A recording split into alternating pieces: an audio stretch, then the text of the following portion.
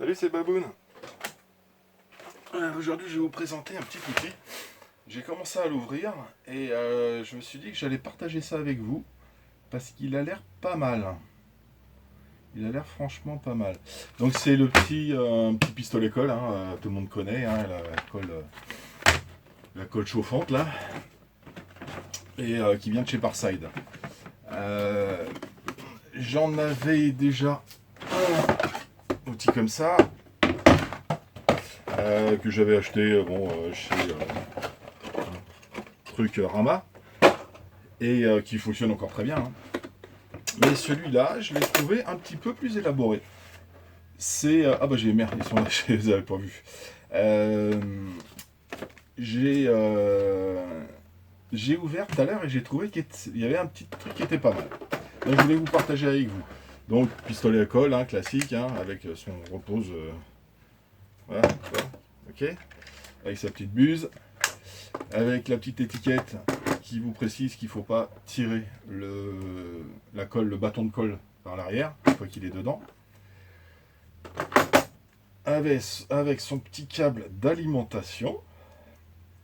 Ils ont toujours été généreux dans la longueur hein, chez Parkside.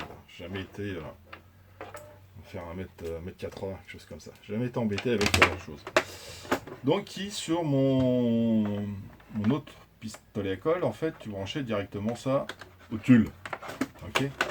Et là, ils ont fait un petit support. Alors, c'est la boîte là. Ça tient. En fait, tu viens brancher ton connecteur, hop, dans le support. Et tu as un petit, en fait, je sais pas si je vois bien là, j'espère. Un petit, en fait, un connecteur qui est sur un ressort.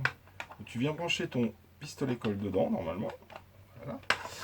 Et en fait, voilà, il vient reposer comme ça.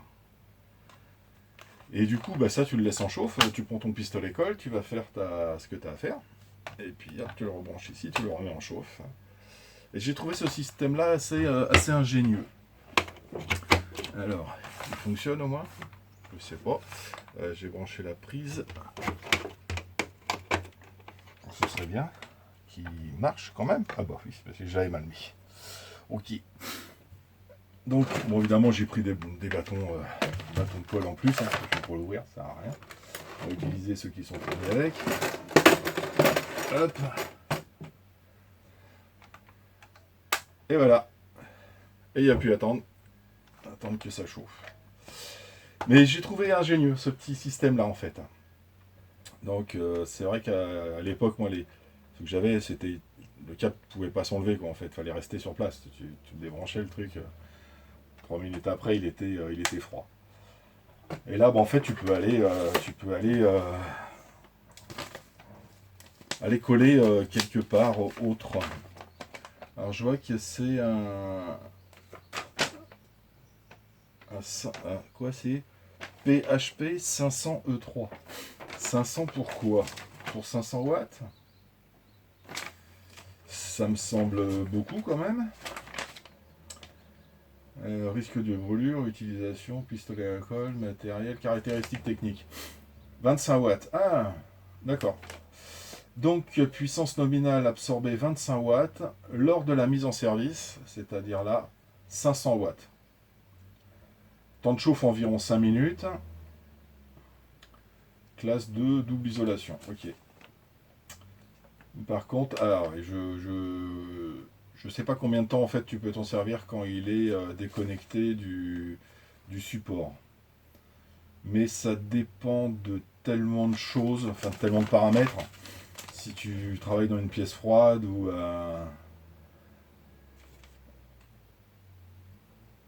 voilà, si les pauses de travail dépassent 30 minutes, débrancher la fiche secteur, donc faut pas le laisser brancher, ils préconisent de ne pas le laisser brancher plus d'une demi-heure.